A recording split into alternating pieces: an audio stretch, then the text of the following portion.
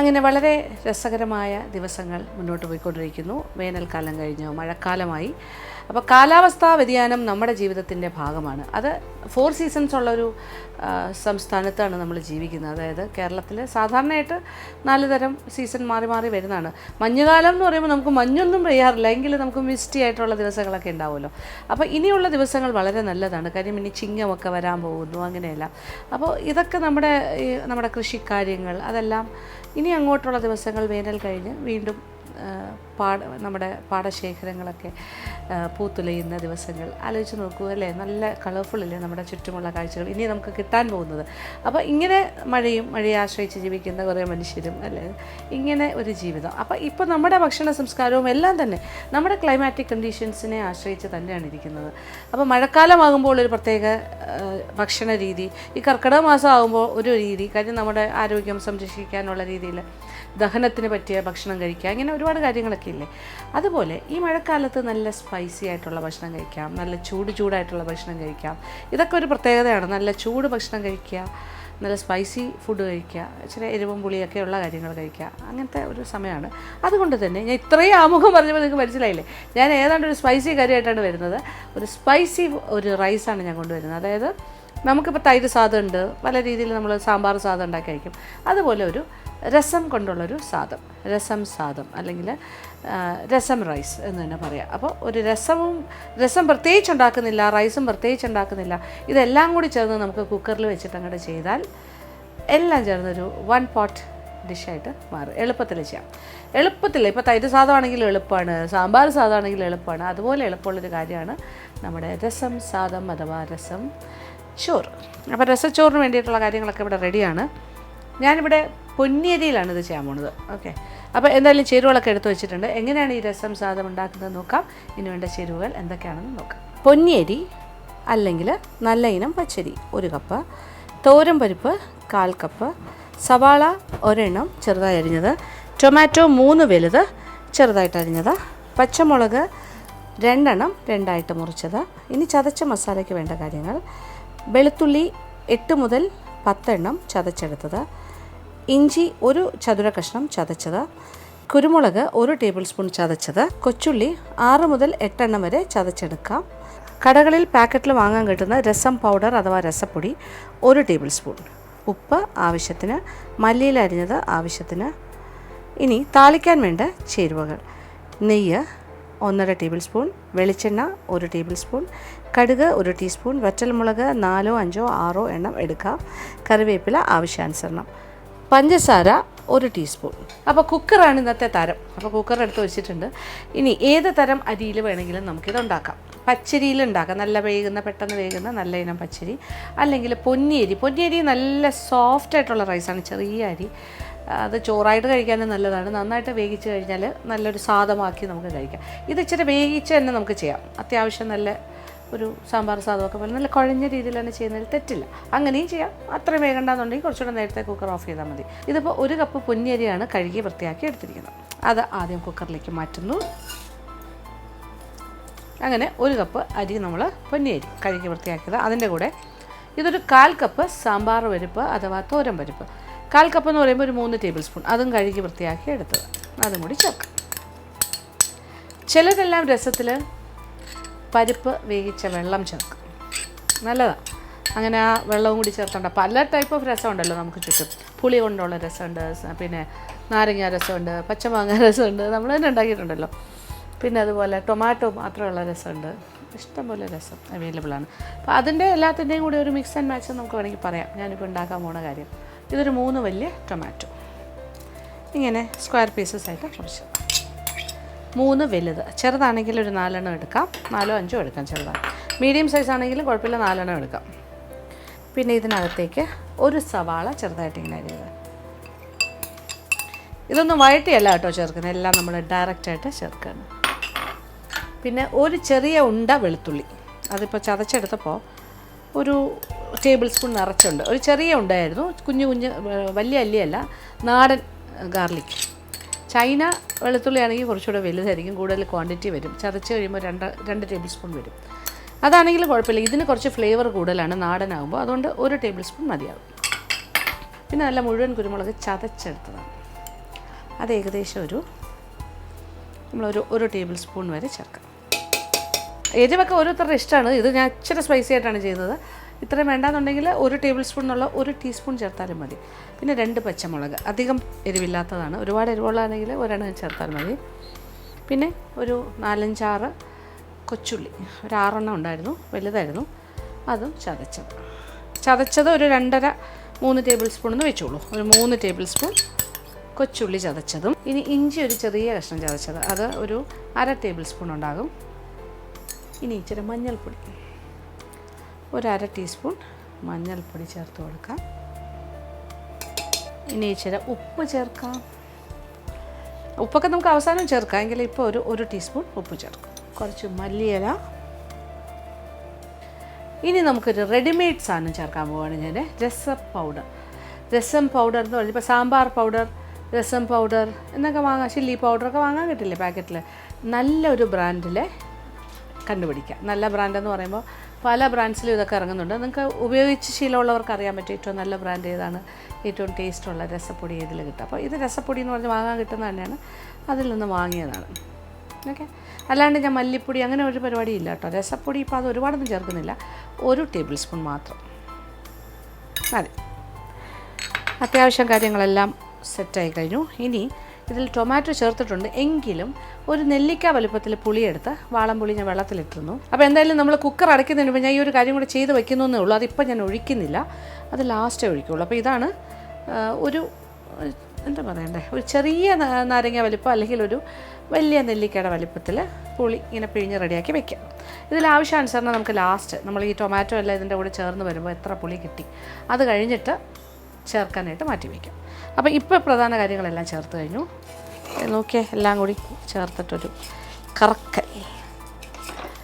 ഇനി ഇതിലേക്ക് അത്യാവശ്യം നല്ല എരിവുണ്ടാവും കേട്ടോ, കുരുമുളകൊക്കെ ചേർത്തിട്ടുണ്ട് അഡീഷണലായിട്ട്. ഇനി വെള്ളം ഒഴിച്ചു കൊടുക്കാം. ഇത് 4 കപ്പ് വെള്ളമുണ്ട്. ഞാനിപ്പോൾ ഒരു 4 കപ്പ് വെള്ളം അളന്ന് വെച്ചതാണ് ഒഴിച്ചത്. ഓക്കെ, ആദ്യത്തെ വിസിൽ നല്ല ഹൈ ഫ്ലെയിമിൽ, അത് കഴിഞ്ഞിട്ട് തീ അല്പം കുറയ്ക്കുക. പിന്നെ ചെറിയ തീയിൽ ഒരു 2 വിസിലും കൂടി വന്നോട്ടെ. പിന്നെ ഒരുപാട് നല്ലതായിട്ട് കുഴഞ്ഞ് വരണമെന്നുണ്ടെങ്കിൽ 2-3 വിസിൽ വന്നാലും കുഴപ്പമില്ല, ചെറിയ തീയിൽ. അധികം വേഗണ്ട, അല്ലാണ്ട് വേണമെന്ന് തോന്നുകയാണെങ്കിൽ ഒരു 2nd വിസിൽ കഴിയുമ്പോൾ തീ ഓഫ് ചെയ്യുക. ഓക്കെ, അപ്പോൾ കുക്കർ അടച്ചു. ഇനി ഒരു വലിയ വിസിൽ വരട്ടെ, അത് കഴിഞ്ഞ് തീ കുറയ്ക്കുന്നു. അത് കഴിഞ്ഞ് ഞാനിപ്പോൾ ഇച്ചിരി നന്നായിട്ട് കുഴഞ്ഞ രീതിയിലാക്കാനാണ് ആഗ്രഹിക്കുന്നത് ഈ ഒരു രസം സാദം അല്ലെങ്കിൽ രസച്ചോറ്. എന്തായാലും ഞാൻ വെയിറ്റ് ചെയ്യുന്നു, അപ്പോൾ നിങ്ങൾ വെയിറ്റ് ചെയ്യുക. അപ്പോൾ ഒരു വലിയ വിസിൽ കഴിഞ്ഞിട്ട് തീ കുറച്ചു. അത് കഴിഞ്ഞിട്ട് ഒരു 2-3 ചെറിയ വിസിലും വന്നു, ചെറിയ തീയിൽ. ഓക്കെ, അത് കഴിഞ്ഞിട്ട് ഞാൻ തീ ഓഫ് ചെയ്തു, കുറച്ച് നേരം വെയിറ്റ് ചെയ്തു. ഇപ്പോൾ അതേ തുറക്കാൻ പോകും. നോക്കൂ, ബിരിയാണി പോലെ ഇരിക്കുന്നല്ലേ, വെള്ളമൊക്കെ വറ്റി കറക്റ്റായിട്ട്. ദേ ഇങ്ങനെയാണ് വന്നിരിക്കുന്നത്, കാണാമല്ലോ. അതിങ്ങനെ വലിയ കുഴപ്പമില്ലാണ്ട് ഈ ഒരു സ്റ്റൈലിൽ വന്നു. ഒരുപാട് വെന്ത് പേസ്റ്റ് ആക്കണമെങ്കിൽ നമ്മളിത് ഉടച്ച് ചെയ്യണം.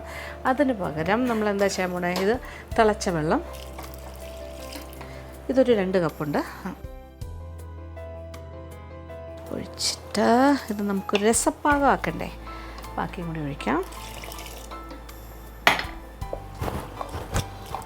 സാമ്പാർ സാദം പോലെ അല്ല, രസം കൊണ്ടുള്ള സാദം, രസസാദം അല്ലെങ്കിൽ രസം ചോറ്. ഇത് നോക്കിയേ, രസം ഇങ്ങനെ ലൂസായി കിടക്കും, ചോറ് ഇങ്ങനെ കിടക്കും. ഇതങ്ങോട്ട് വേണമെങ്കിൽ നമുക്ക് ഉടച്ച് കുറച്ചുകൂടിയൊക്കെ ഇതാക്കാം, പക്ഷേ എത്ര വേണം എന്നുള്ളത് നമ്മൾ തീരുമാനിക്കണം. ഇനി ഇതിലേക്ക് 2-3 കാര്യങ്ങളും കൂടി ചേർക്കാനുണ്ട്. അതായത് ഞാൻ പറഞ്ഞല്ലോ പുളിയുടെ കാര്യം, കുറച്ച് പുളിയും കൂടി ചേർക്കാം.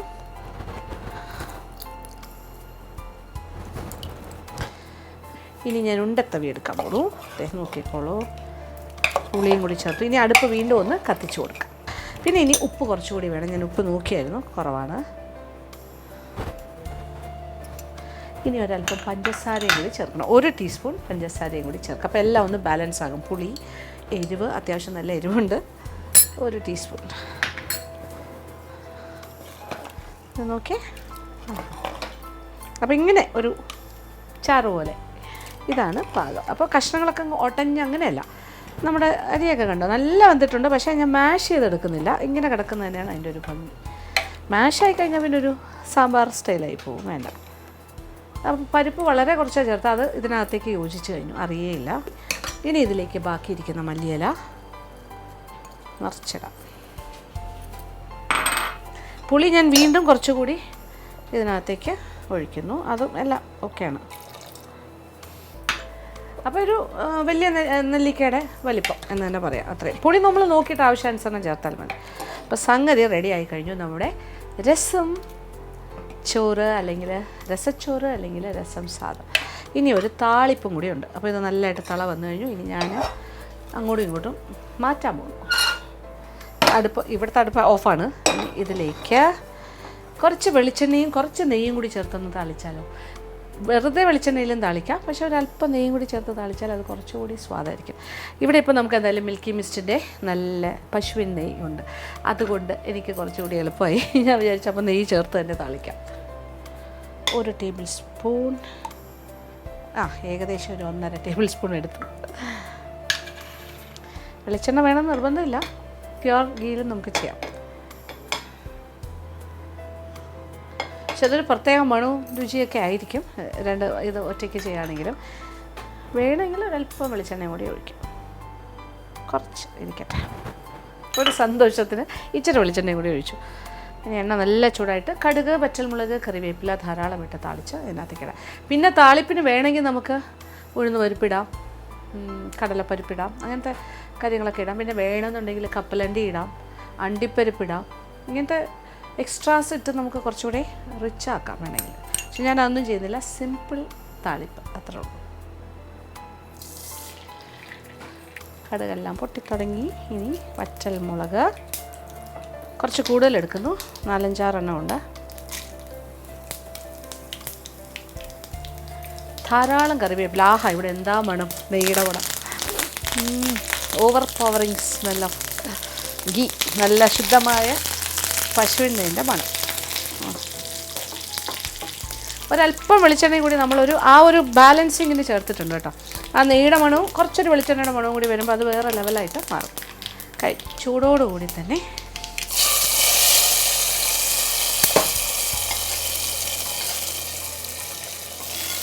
ആ നെയ്യ് വെളിച്ചെണ്ണ കോമ്പിനേഷൻ താളിപ്പ് ചേർത്ത് ഞാൻ നോക്കിയേ. ആഹാ, ഇത് നല്ല മണം അറിയോ? അയ്യോ, നല്ല മണം വരുന്നുണ്ട്. ഓക്കെ, കഴിഞ്ഞു, സംഗതി കഴിഞ്ഞു. രസം സാദം മിസ് മതി. ഇനി ജസ്റ്റ് തിളയ്ക്കാൻ മതി. ഈ അടുക്കള മാജിക് അവൻ കിച്ചൻ മുഴുവൻ മണമാണ് ഇപ്പോൾ. നല്ല മണം, നല്ല ഭക്ഷണത്തിൻ്റെ മണം. ഇനി ഇത് ഒരു ബൗളിലേക്ക് മാറ്റാം. എന്നിട്ട് ഇതിൻ്റെ കൂടെ കഴിക്കാൻ സാധാരണയായിട്ട് നമ്മൾ രസവും ചോറും കഴിക്കുമ്പോൾ ഏറ്റവും നല്ല കോമ്പിനേഷൻ എന്താ അറിയോ? ഇതിനൊരു അച്ചാറൊന്നും വേണ്ട, കാര്യം നല്ല സ്പൈസി ആയിട്ടാണ് ഉണ്ടാക്കിയിരിക്കുന്നത്. ഇതിൻ്റെ കൂടെ ഏറ്റവും നല്ലത് പപ്പടം അല്ലെങ്കിൽ അപ്പളം അല്ലെങ്കിൽ ഏതെങ്കിലുമൊക്കെ കൊണ്ടാട്ടം, ഇങ്ങനെ കൊണ്ടാട്ട വറുവലൊക്കെ ഉണ്ടല്ലോ, ചെറിയ ഫ്രൈംസ് പോലെയുള്ള ഉപ്പേരിയോ അങ്ങനെ എന്തെങ്കിലുമൊക്കെ വറുത്ത കാര്യങ്ങൾ കൂട്ടി കഴിച്ചാൽ ഗംഭീരമായിരിക്കും. അപ്പോൾ ഞാൻ എന്തായാലും ഇപ്പോൾ ഒരു അപ്പളം വറുക്കാൻ പോണു. അപ്പോൾ നമ്മുടെ രസച്ചോറ് പാത്രത്തിലേക്ക് മാറ്റാം.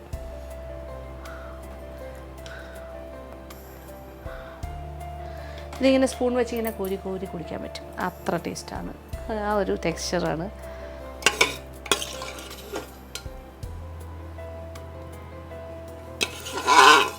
ഈ ഒരു മഴക്കാലത്ത് ഇതുപോലെ ഒരു രസച്ചോറുണ്ടെങ്കിൽ എന്ത് രസമായിരിക്കും അല്ലേ ഭക്ഷണം കഴിക്കാൻ. പ്രത്യേകിച്ച് നമുക്ക് ജലദോഷവും തൊണ്ടവേനയോ ചെറിയ മൂക്കടപ്പൊക്കെ ഉള്ള സമയത്ത് നല്ല ഇങ്ങനത്തെ ഒരു അത്യാവശ്യം സ്പൈസി ആയിട്ട് എന്താ നല്ലത്, നല്ല ചൂടോടുകൂടി തന്നെ ഇങ്ങനെ കുടിക്കുക, അടിപൊളിയായിരിക്കും. പുറത്തെ മഴ കണ്ട് ആസ്വദിച്ച് തന്നെ കഴിക്കാൻ പറ്റും. അപ്പോൾ ഇനി ഞാൻ കുറച്ച് അപ്പളം വറുക്കാൻ പോണു. ഓക്കെ,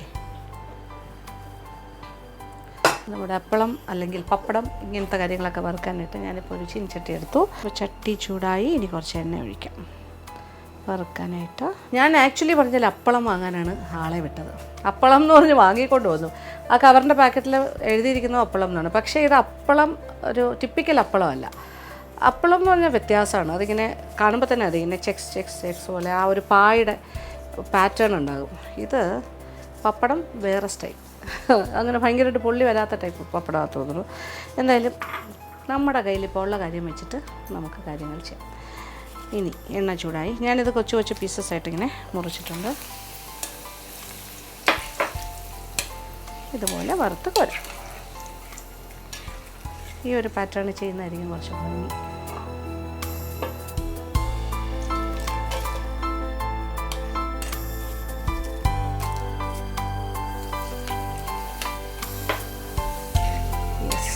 ഒരു 8 പപ്പടത്തിനെ എടുത്ത് ഇങ്ങനെ കട്ട് ചെയ്തു. എന്നിട്ടാണ് ഇങ്ങനെ കുട്ടി കുട്ടി പപ്പടമാക്കി മാറ്റി. ഇരുമ്പിൻ്റെ ചീനിച്ചട്ടി ആകുമ്പോൾ ചൂടായി കഴിഞ്ഞാൽ പിന്നെ ഭയങ്കര ചൂടാണല്ലോ. പിന്നെ എണ്ണ ഇതിന് തീ അല്പം കുറച്ചിട്ടാലും കുഴപ്പമില്ല, എണ്ണയ്ക്ക് നല്ല ചൂടുണ്ടാകും. ഇങ്ങനെ വരുമ്പോൾ ഒരു സാധാരണ പപ്പടം പോലെ അല്ലല്ലോ, ഒരു അപ്പളം സ്റ്റൈലെന്ന് പറയുന്നത് ഇതാണ് അവർ ഉദ്ദേശിക്കുന്നത്. എനിക്ക് തോന്നുന്നു ആ കടക്കാർ ഈ ഒരു ടൈപ്പ് ഓഫ് പപ്പടത്തിനെയാണ് അപ്പളം എന്ന് അവർ പറഞ്ഞ് വിൽക്കുന്നത്. എന്തായാലും ടേസ്റ്റൊക്കെ ഉണ്ട്, നമ്മുടെ ആവശ്യത്തിനുള്ള കാര്യങ്ങളായിക്കഴിഞ്ഞു.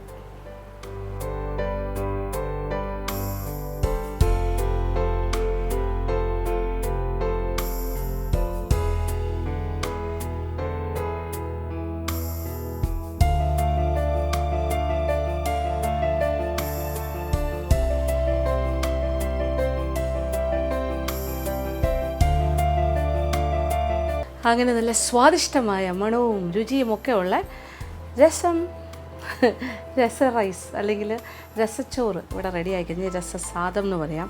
ആൻഡ് പപ്പടം അല്ലെങ്കിൽ അപ്പളം അങ്ങനത്തെ കാര്യങ്ങളൊക്കെ റെഡി. ഇത് നോക്കിക്കോളൂ. ഞാനിപ്പോൾ ഒരു തവി കോരുന്നു ഒരു പ്ലേറ്റിലേക്ക്. കാണുന്നുണ്ടല്ലോ ഇങ്ങനെ ലൂസായിട്ട് ഇങ്ങനെ വരും. യെസ്, ഒരാൾക്ക് എത്ര കഴിക്കാൻ പറ്റും? ഇത് തന്നെ ധാരാളം മതിയാകും.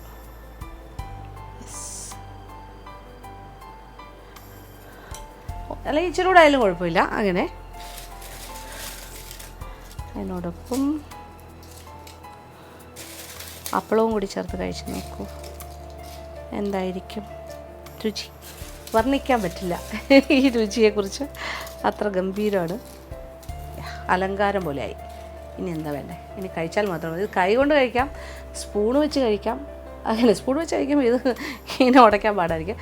ഇങ്ങനെ മിക്സ് ചെയ്തിട്ട് സ്പൂണിൽ കോരി കഴിക്കാം. ഗംഭീരമായിരിക്കും, യാതൊരു സംശയവും വേണ്ട. നമുക്കൊരു പെട്ടെന്നൊരു ദിവസം ഏറ്റവും എളുപ്പത്തിൽ ചെയ്യാൻ പറ്റിയ, നമുക്ക് വലിയ ആരോഗ്യ പ്രശ്നങ്ങളൊക്കെ ഉള്ള ദിവസം, ഒരു പക്ഷേ ജലദോഷം പനിയൊക്കെ ആയിട്ട് ഇരിക്കുമ്പോൾ പോലും പെട്ടെന്ന് തട്ടിക്കൂട്ടാൻ പറ്റുന്ന ഒരു എക്സലൻ്റ് ആയിട്ടുള്ളൊരു വിഭവമായിരിക്കും. ഒരു 1 പോട്ട് മീൽ എന്ന് തന്നെ പറയാൻ വേണമെങ്കിൽ. അപ്പോൾ തീർച്ചയായിട്ടും പരീക്ഷിക്കുക, എല്ലാവർക്കും ഇഷ്ടം. ഇന്നത്തെ എപ്പിസോഡിൽ കാണിച്ച നമ്മുടെ രസച്ചോറ് ഇഷ്ടമായി എന്ന് വിചാരിക്കട്ടെ. അപ്പോൾ ഇതിന് വേറെ സൈഡ് ഡിഷ് ഒന്നും വേണ്ട കേട്ടോ, സ്ട്രെയിറ്റ് ഉള്ളി പപ്പടം ഒരപ്പളം അത്ര മാത്രം മതി. നല്ല സ്പൈസി ഡിഷാണ്. ഉണ്ടാക്കി നോക്കുമ്പോൾ നിങ്ങൾക്ക് മനസ്സിലാവും, തീർച്ചയായിട്ടും ഇഷ്ടമാവുന്ന കാര്യമായിരിക്കും. ഇന്നത്തെ എപ്പിസോഡ് ഇവിടെ അവസാനിക്കുകയാണ്. വീണ്ടും പുതിയ വിഭവങ്ങളുമായി മാജിക് അവലിലൂടെ കാണാം.